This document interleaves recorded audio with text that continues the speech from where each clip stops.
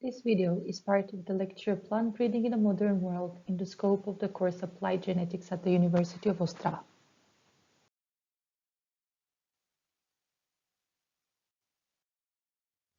Quantitative traits have a continuous phenotypic variation in the plant population, which can be measured in units. They are controlled by multiple genes with small additive effects, and their expression depends on the environment. Quantitative traits can be described by their phenotypic distribution, which is simply characterized by its mean, and variance. Knowing the mean and the variance of a trait is a good description of its phenotype, but what about the underlying genetic determinism? Unfortunately, this cannot be deduced from a simple phenotypic observation, no matter how many individuals we have. This is not only because of the high number of genes involved in the determinism of the trait, but also because of the effects of the environment on the expression of these genes.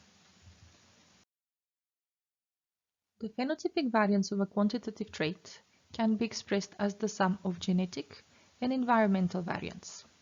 But what part of this variance is due to genetic differences among the individuals of a population, and what part is due to differences in the environments in which the individuals have been grown?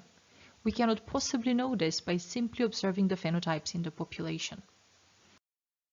To estimate environmental variation, we can take a group of genotypes, clone them, and then grow each clone in a different environment.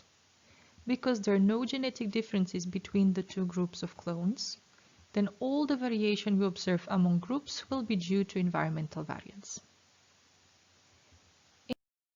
Inversely, if we want to eliminate the environmental variance, we can grow a genetically diverse population in a controlled environment.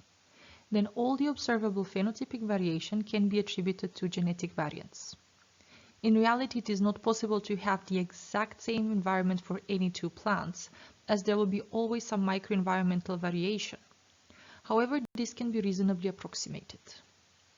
Note, however, because variance is a parameter that is estimated for a group of individuals in a specific environment, it is not a unique value for all individuals of the species. For instance,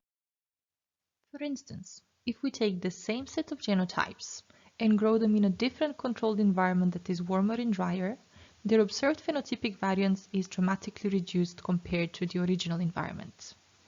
Inversely, if we have the same environmental conditions but grow a different set of genotypes, the resulting phenotypic variation can also differ in comparison to the original set of genotypes. So if we want to compare the effect of different environments on the phenotypic variance, we need to measure the same genotypes in each environment. And if we want to compare genetic variance of two different populations, we need to measure the two populations in the same environment.